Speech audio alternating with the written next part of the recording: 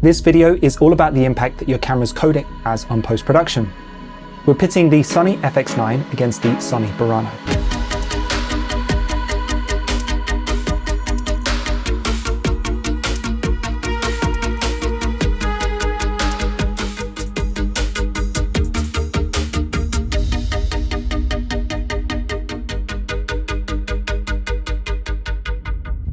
There are many important factors when choosing a camera. Ergonomics, features, the cost. But when the shoot is done, there's only one thing that remains, the image. That's going to be our focus in this video. The FX9 is 4 years old and costs around $10,000. The Burano is brand new and costs around $25,000. So there should be a difference, right? We're going to shoot identical images on each camera, then pull them into DaVinci Resolve and see for ourselves. Even better than that, we're going to make the files available for you to play with as a free download. There'll be details in the description. So even if you're not interested in the Burano, hang around because we're going to be talking about codec technology, why some images look better than others, and demonstrating DaVinci Resolve techniques. We're going to try our best to understand why these cameras differ, and then at the end, let's talk about if any of it matters. We're taking this seriously. We've hired models, we've arranged studio space, and we have access to lighting. Now the crew is just me and Natalie. We are camera, grip, and lighting. So there's a limit to what we can accomplish in a single day, especially when you're repeating everything on 2 cameras. Each setup is designed to push the cameras and expose their weaknesses. A big thank you to ProAV for lending us the Burano and FX9. Thank you to Sony for allowing us to use their Pinewood studio space. And a big thank you to Audiio, the sponsor of this video. Their support allows us to make content like this available for free. We're shooting both cameras at their highest resolution and highest quality codecs. That's XAVC for the FX9 and X-OCN for the Burano. Both cameras are dual ISO. Both cameras share the same low base 800 ISO. That means we can shoot with identical settings on both cameras. Exposure is set with a Signup L858D. And finally, we want really nice clean lenses for this test. We don't want anything vintage or with excessive character. For example, with a soft lens, we might not get to appreciate the Burano's high resolution. So we're using DZOFilm's stunning new Arles primes. In most setups, they are stopped down slightly to achieve maximum sharpness. And these really are incredible lenses, but that's a topic for a video of its own soon. Round 1. Setup 1 is designed to test the camera's ability to capture detail. It's keyed with a double diffused 5K tungsten for maximum color fidelity. Fill is provided by a poly bounce, and there's an aperture InfiniBar set to 3200 Kelvin for the backlight. The cameras are set to 3200 Kelvin as well. Setup 2 is designed to see how the codecs hold up to visual effects work, namely Chromakey. It's the same setup as 1, with additional aperture InfiniBars lighting the green screen. Setup 3 is designed to stress the camera and codec's ability to work in low light. There's a single daylight keying flow in the window, there's 3 candles backlighting the talent, and a single candle providing the key. That's it. In this shot, the lens is opened all the way up to f2.0. There's some common talking points that will be relevant to all 3 examples, so we're going to cover some technical details up front about XAVC and X-OCN. If you'd like to learn more about the codecs these cameras use, Sony have released white papers for both. But here's a quick summary. XAVC is a form of H.264. The particular flavor that the FX9 uses has 10-bit color depth and uses 422 chroma subsampling. Because of its limited bit depth, that's 10 bits, it's necessary to use log encoding for brightness values. Log encoding is a really cool trick that you can use to cram as much dynamic range into a low bit depth recording codec as possible. Remember, there's 2 components to recording an image: the transfer function, how brightness is encoded, and the color gamut, how color is encoded. So the FX9 is recording with slog3 transfer function and sgamut3.cine color gamut. The Burano can also shoot XAVC. It can also shoot XAVC-H, which is based on H.265. It does that when it's running at 8K. But the Burano's standout feature is that it can shoot X-OCN, Extended Tonal Range Original Camera Negative. It's the RAW format featured in Sony's flagship Venice cameras. It's just the light version though, not the standard or extreme bitrate versions. X-OCN has a 16-bit color depth and does not perform any chroma subsampling. That means that each pixel has its own color value. Now 16 bits is a lot of bits. It's so many that it's not necessary to use a log transfer function when encoding brightness values. As a result, most 16-bit codecs tend to encode brightness values with a linear transfer function, or in other words, no transfer function. That's what X-OCN does. There's a few other significant characteristics of these codecs that's worth discussing.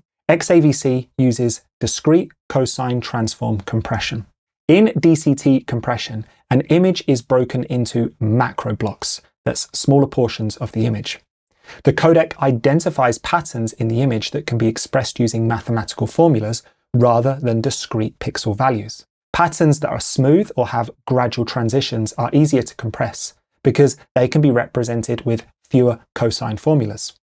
On the other hand, random, noisy, or highly detailed areas of the image that contain visually high-frequency components, they're harder to compress because they require more data to represent accurately. When a codec is overwhelmed with detail that it cannot compress within the specific available bitrate, a phenomenon called macro blocking becomes visible. That's where you can start to discern the macro blocks that are used to compress the image.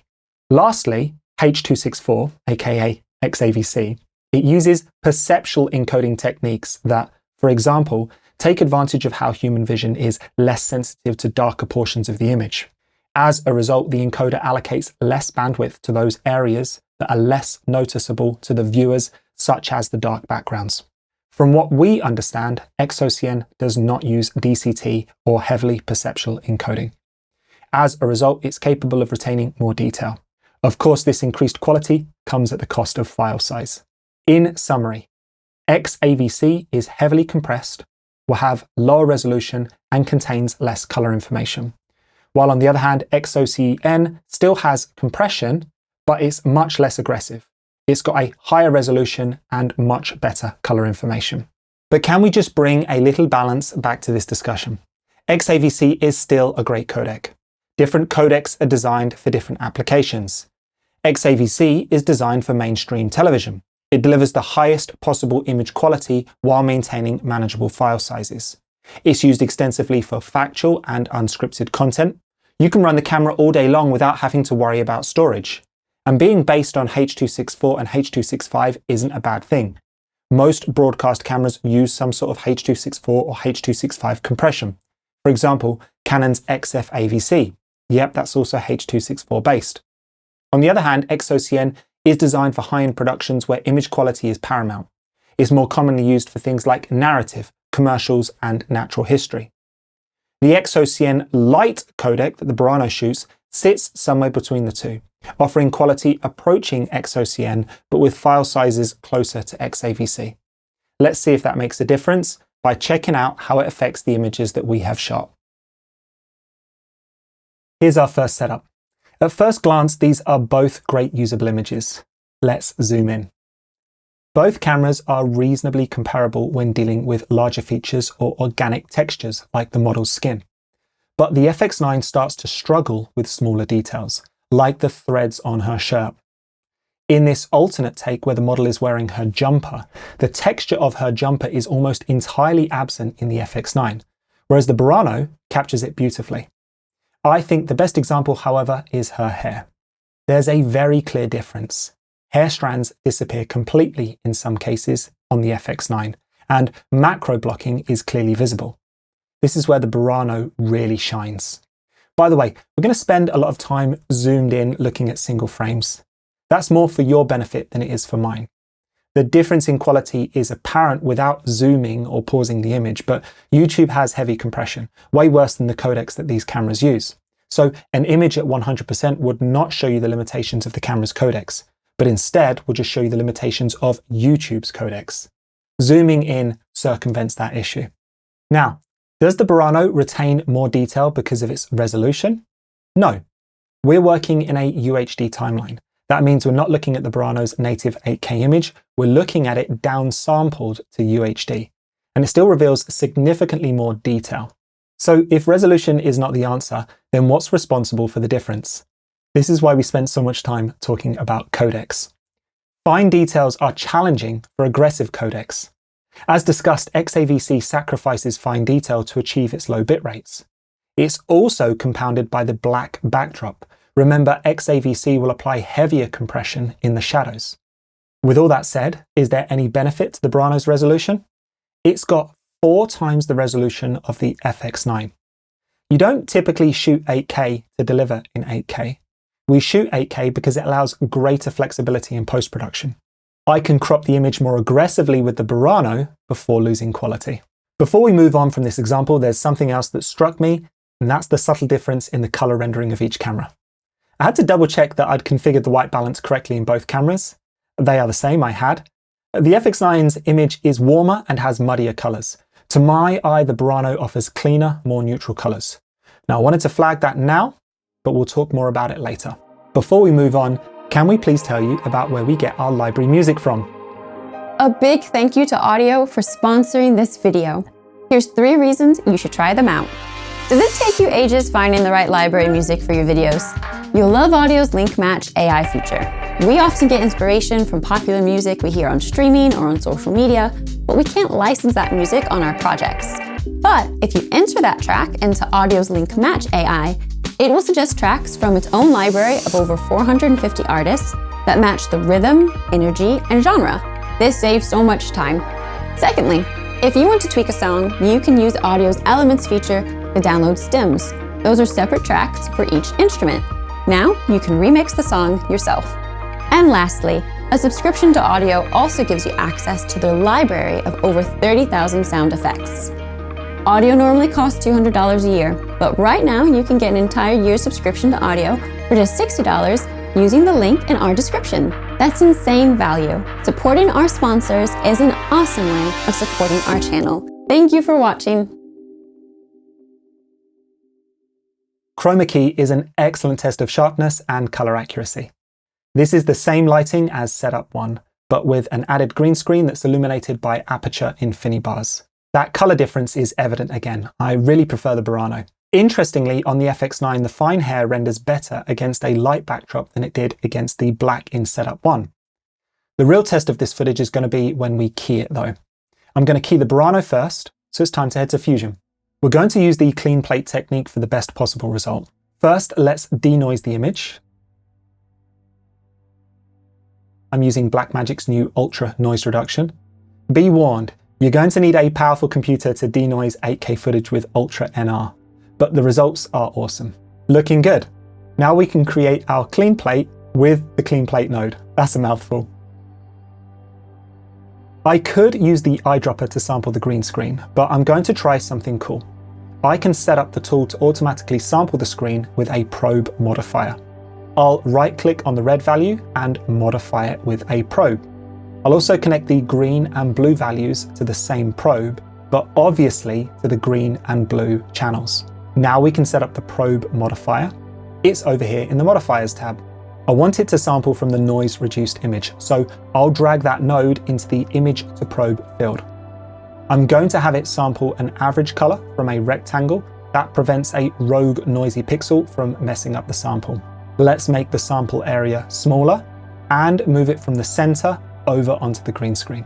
Now back on the tool page, you can see it's automatically sampling the green screen. That might have seemed like a complicated way to sample the background color, but it's really robust.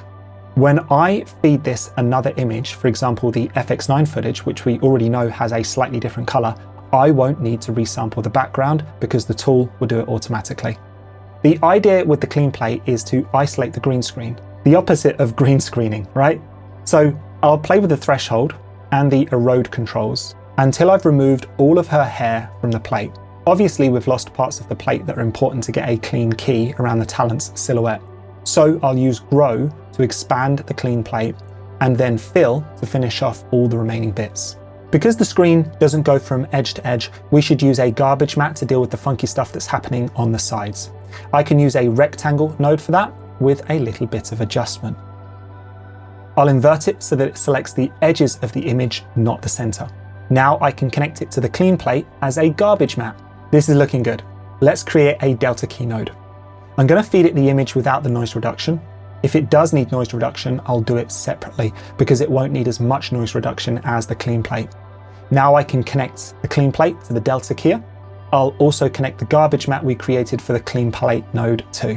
This is looking good. It's hard to analyze the key against the transparency checkerboard or against a black backdrop. So let's put some color behind it. I'll use a background node. I'm not going to do anything fancy, but I'd like a gradient. And blue's a nice color. Let's go from a light blue to a darker blue. Awesome. Finally, it's super weird to see parts of a video image without noise. So I'm going to add a grain node to the background, but dial the power down to 1. And then merge it with the keyed image. Oops, those merge inputs are the wrong way around. I'll flip them with the hotkey Command T. There you go. Awesome. I love how much hair detail has been retained. And even though this footage isn't graded, it still looks great. Let's check out the FX9. I can copy the node tree, head over to the FX9 shot, paste it, plumb it back in, and because I built the clean plate node using a probe, I don't need to adjust it to work with the slightly different colors in this shot. Now I have to say, the FX9 is not bad. It's impressive considering it's H.264. But when compared directly against the Burano, problems are more apparent. There are minor issues with fine hairs disappearing. There's more green color bleed than the Burano. There's rougher edges in places. And of course, there's less detail, particularly like we mentioned in the jumper. Setup 3, low light. Remember, these shots are lit with candles. They are clearly underexposed. Adding gamma will help us to see what's there in the image. I'll add exactly the same amount of gamma to both by grouping them and applying gamma to a node in the pre-clip node tree. If I select both clips, turn on split screen and enable selected clips, I can see both images at the same time. Now you can see the difference between the two cameras. Note how the noise is smudged and blotchy in the XAVC. It's hard to see details in the talent's eyes, whereas in the Burano's X-OCN, the noise is cleaner. Individual points of noise are discernible and the eyes are more clearly visible. Why is the Burano so much better? First, there's been 4 years of development in sensor tech since the FX9 came out. Naturally, the Burano is going to be better. But it's about more than just age though. Let's dig deeper. As mentioned, highly compressed codecs like XAVC are not good at retaining fine details like hair as shown in the first setup, or noise in the instance of this shot. Grain or noise is really difficult for H.264 to encode because it's random. It can't be simplified. In fact, encoding noise can take up to 30% of a codec's available bitrate, bandwidth that could be used for storing more important details in the image. To help mitigate compression issues, in-camera noise reduction is applied before encoding. This lessens the burden on the codec. Sadly, noise reduction algorithms can't always tell the difference between the noise and important details in the image, so small details might be lost in the process. After that's done, the noise that's left will get further degraded by the codec's heavy compression. And finally, XAVC compresses more in the shadows than it does in the midtones. So it's kind of a triple whammy on the noise. Enter the Burano. X-OCN is advertised as a RAW codec. Now this is no slight to Sony, everyone does this, but RAW doesn't mean what it used to. Technically, a RAW image should have absolutely no processing. That includes noise reduction. You can think of true RAW as being like a lump of uncooked bread dough. Let's think about that for a moment. There are challenges with supplying raw bread dough to consumers. So lots of suppliers sell half-baked bread that you can put in the oven and finish off yourself. That's kind of the state of most modern RAW codecs. There aren't really any cameras that record a truly raw image. Most cameras are performing at least light processing on the image. In the configuration we're using, the Burano is performing light noise reduction on the image, but it's not as heavy as the FX9 needs to apply. Partly because the codec is capable of maintaining finer noise and grain, but more importantly, to allow you greater creative control over the image. And then significantly, as mentioned, so far as we know, X-OCN doesn't use DCT or strong perceptual encoding techniques, so less noise reduction in camera and a better codec for retaining those details. Back to the comparison. To match the FX9, the Burano needs a light pass of noise reduction. I'm using DaVinci's new Ultra NR on the color page. Setup is as simple as clicking Analyze. Look how clean that image is, how much detail there is. in the deepest shadows. What if we try noise reduction on the FX9? Sadly, it's difficult to bring back details that have already been lost. The noise is so badly damaged by compression artifacts, it's hard to remove without damaging the image further. There's one other really cool takeaway from this setup. Check out the candles. They are clipped, as you can see in the waveform. I don't quite know how to describe this, but they clip softly on the Burano, whereas on the FX9 the clip is hard with yellow aberrations as the different color channels clip separately. It's not a nice look. The Burano wins out here in the low and high ends of the image. Our next round of setups are designed to address some of the other questions that people have asked about the Burano. These tests are not affected by the camera's codecs, but relate to color and general usability. Setup 4, 5, and 6 are designed to examine the camera's rolling shutter. We've got a wind turbine, we've got handheld footage, and a shaky car. Setup 7 is designed to show that in optimal conditions, the FX9 and Burano can actually produce comparable images. This is important. If you're adding a Burano to your fleet of cameras, you'll want to know that it can work alongside your existing FX9s. And finally, Setup 8 is all about color. I'm sure you've noticed how different the Burano looks from the FX9. Which do you prefer? There's been a lot of noise about the Burano's rolling shutter. It's 18 milliseconds.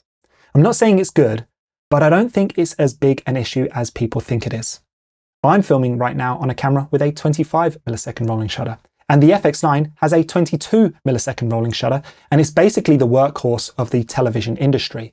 No one is complaining about the FX9. The Burano is better. Here's a wind turbine. The Burano is slightly better. Both are perfectly acceptable. This is consistent motion. What about something a little more random? Rapid handheld movement can cause jello on slow rolling shutters. So here's some handheld footage. This isn't particularly scientific, I apologize. It looks fine to me, and I'm generally sensitive to these kinds of things. And by the way, it's possible to increase the sensor readout speed by switching to the 6K crop mode. Then you get a 15 millisecond rolling shutter as demonstrated in this shot. I think both look great, and it's difficult to tell the difference. I had wondered whether the IBIS was helping to deal with any potential jello, so I strapped the Burano to a workbench and shook it with power tools. But sadly, I wasn't able to see what difference IBIS made. Perhaps I was doing something wrong, which is why those tests aren't going to form any part of my conclusion. Finally, here's Setup 6. How does the rolling shutter deal with the vibrations of car travel? Again, it seems pretty good. From what I've seen, rolling shutter is a non-issue. Whip tests have very little impact on real-world use of a camera. I think it's more important to test whether rolling shutter affects the kind of stuff you shoot. So if you can, get a demo camera and go test it out yourself. Our tests thus far have been designed to torture each camera, but what happens when you film a normal scene with moderate detail that's well lit? Well, here you go. An interview with our two talents. Can you tell which clip is which? It's harder to tell the difference between each camera. The colors might be a giveaway, but if you zoom in, there are other telltale signs too. The FX9 is still a great camera, and at less than half the cost of a Burano, if your use case does not require the extra quality of the Burano, you could buy two FX9s. Or if you purchase a Burano to add to your fleet, it's good to know it can work alongside your existing cameras. But what about the differences in color? Finally, Setup 9. I really like the colors of the Burano. It manages to find and retain more tonality in the skin. In comparison, the FX9 is muddy and tends to lack the nuance of the Burano. Let's go back over some of the previous setups, but this time casting a critical eye on color. The FX9's clouds have a hint of magenta. The FX9 renders the skin with a more homogeneous color. The Burano shows cool highlights and varying tone where the light catches his skin. There's a couple of things we could do to improve this. I think a custom white balance with a grey card on the camera would help. It's possible to improve the look of the FX9 with grading. Let's start simple by using printer lights to lower the red signal and boost the green signal. It's closer, but the differences between the two cameras are a little bit more complex. We can shoot charts and use them to build a profile using the color match tool. It's a great start, but there's challenges with this approach too. The chart only represents a small portion of the colors in the image, so as covered in our video on color charts linked below, it's a starting point for matching the cameras. But I don't think this is the way to go, because in the process of charting the Burano, we're losing part of what I like about the Burano's image. Look at the CIE plot for each camera. To do that, I'm using Nobe Omniscope. These shapes aren't the same. You can see that each camera sees the scene differently. The Burano's larger CIE plot shows that it sees more color in the scene. You can also see there's a lot less color noise in the Burano's image. And hey, if you want to see a video on Nobe Omniscope in the future, let us know. The Burano's ability to capture color is perhaps one of the least considered aspects of this camera. Why? Because it's easy to encapsulate things like resolution, rolling shutter, dynamic range, and frame rates with numbers. It's harder to do so with color. I can't quantify how much better the Burano's color rendering is, but it's definitely better. As mentioned at the outset, this isn't a camera review. If you want an in-depth discussion of the Burano, Gerald Undone and Rob Machado have already made fantastic videos. Go watch them. We're not going to rehash the same talking points. But if we don't address some of the common frustrations that people have had with the camera, I'm sure there'll be a barrage of comments underneath the video. So here's a few that I encountered. I don't like the viewfinder. It's fiddly, not that bright, and has an average resolution. I'm used to cameras like Blackmagic, Red, and Kinefinity that come with a 5 or 7 inch 1080 display as minimum. I'm not a Sony menu fan. Certain settings can only be enabled in certain modes. For example, higher frame rates are only available in the 6K crop mode. So certain operations require several changes in the menu in order to configure a particular setting. And it didn't always have the sensor options I wanted. There's no 4:3 crop for shooting anamorphic. You can't downsample from the full 8K sensor to UHD in camera. You can downsample from the 6K crop mode to UHD, but then you're in a crop mode. And you can't record that downsampled UHD image in X-OCN, you can only record it in XAVC. With all that said, here's some things that we really liked about the camera. I think 6K is the minimum resolution for a modern camera. It's enough resolution to reframe for UHD delivery, so 8K definitely ticks that box. I think the camera is built like a tank, and the shape is very practical. The Burano with a battery is sort of the same size as the FX9. But if you want to add a V-mount to the FX9, then you need an add-on and the whole thing gets super bulky. The camera's weight makes it easier to shoot with handheld. In comparison, the FX9 feels like a toy. And it's so refreshing to work with a cinema camera that turns on instantly. It's like a 3-second boot time. I've missed that. The FX9 is a great camera. It's got a great image. But viewing it next to the Burano is like the first time you wear good headphones. You didn't realize how bad your previous ones were. By far, our favorite thing about the Burano was its image quality and incredible codec. Let's talk about cost for a moment. It's so subjective, so not really something that I have an opinion on. $5,000 seems like an expensive camera to some people. On the other hand, $25,000 seems like a cheap camera to some people. So, I don't know. I think people got excited about the Burano because it seemed like it was going to be a mini Venice, but a third of the cost, give or take. It was always understood that it wouldn't have the same bells and whistles as the Venice, but I think people hoped that it would have the same amazing image quality. How does it measure up to expectations? I think it has the same look as a Venice, but it doesn't have the same quality. It can't. It doesn't have the same recording options, it doesn't have the same dynamic range, and it doesn't have the same rolling shutter. To be fair, like we said, I think the rolling shutter is a non-issue, so strike that off the list. Dynamic range is only an issue if you're seeing calls for it, and X-OCN, even though it's the light version, is great, especially if you're coming from an XAVC camera. So it's not as good as a Venice, but obviously it's less expensive. On the other hand, as you've seen, it's better than an FX9, but obviously more expensive. Well, who is this camera for? I think it's for Sony owners. I'm not sure it's going to tempt users who've brought into other systems. For that reason, we're not pitting it against other cameras. But if you're already in the world of Sony, you might be looking for an upgrade to your FX9, something with better image quality, better ergonomics, or you might be looking for a B camera to complement your Venice. You could buy 3 Buranos, give or take, before you've hit the cost of a Venice 2 system. It's the cheapest way to access X-OCN and an 8K sensor in the world of Sony. Every other cheaper camera in Sony's lineup records XAVC internally. The Burano's superior color, awesome codec, and incredible resolution are genuinely useful additions. You know the kind of work that you're engaged in. Do those gains justify the price? The answer is going to be different for everyone. If the FX9 is already enough for you, then that's fine. The Burano might not be for other people, but it might be for you.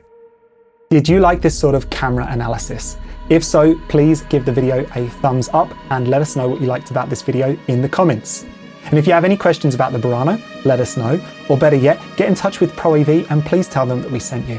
And even if this camera isn't for you, we hoped you enjoyed getting to look at the difference that codecs make in the images that a camera is capable of capturing. Check out the free download in the description if you'd like to play with the files yourself. Make sure you subscribe so you don't miss out on future videos. We've got so much awesome DaVinci Resolve and camera content planned this year. Thanks so much for watching.